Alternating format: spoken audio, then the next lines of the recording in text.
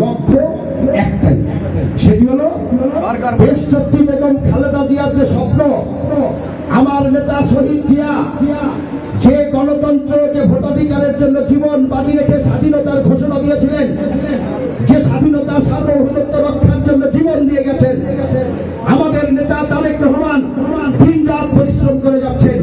কিসের জন্য? মানুষের ভোটাধিকার ফিরিয়ে দেওয়ার জন্য, গণতন্ত্র ফিরিয়ে দেওয়ার জন্য,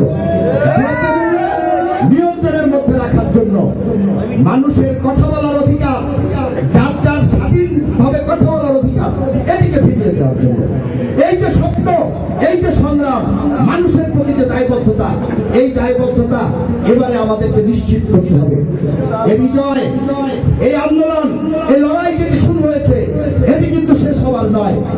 ইতিমধ্যেই আপনাদের মুখ থেকে এসেছে, আমাদের নেতা তারেক জিয়া ঘোষণা দিয়েছেন না, ফয়সালা কোথায় হবে? ফয়সালা কোথায় হবে? ফয়সালা কোথায় হবে?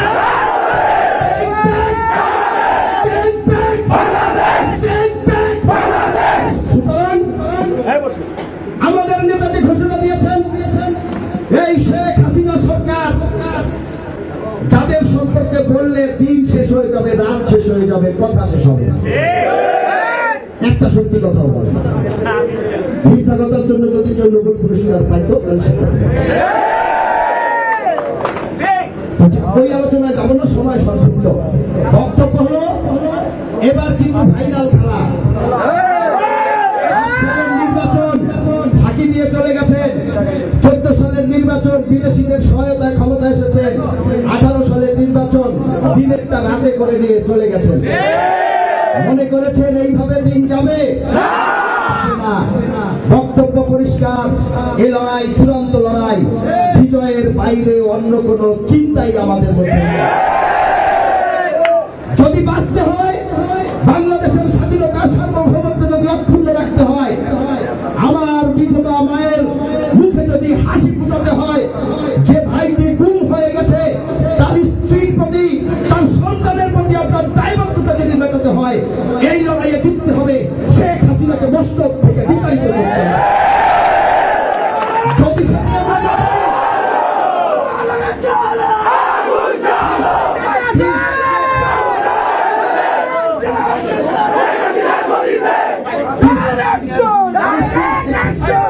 আমাদেরকে মনে রাখতে হবে, এই লড়াই আমাদের বিজয়ের কোনো বিকল্প নেই। প্রত্যেকটি কর্মীকে আন্দোলনের জন্য তৈরি থাকতে হবে। নেতা যখন ডাক দিবে, কোনো কথা হবে না, লড়াই হবে সমান্তরালে। রাজপথ থেকে শুরু করে মাঠে ময়দানে, এই বরিশাল শহরের প্রত্যেকটি অলিগলি, প্রত্যেকটি থানায় জাতীয়তাবাদী স্বেচ্ছাসেবক দলের নেতৃত্বে জাতীয়তাবাদী শক্তির নিয়ন্ত্রণে রাখতে হবে আপনাদেরকে। এই আত্মবিশ্বাস নিয়ে আপনাদেরকে চলতে হবে। আমার ধারণা, ওই যদি ঐক্যবদ্ধ থাকেন, এই আত্মবিশ্বাসের একটু ঘাটতে হবে না। আমরা ইনশাল্লাহ এই রাজপথ আমাদের দখলেই থাকবে, আমাদের নিয়ন্ত্রণেই থাকবে।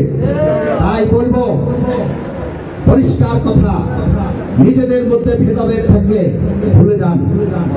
কারোর মধ্যে যদি কোনো দ্বিধাদ্বন্দ্ব থাকে, ভুলে যান।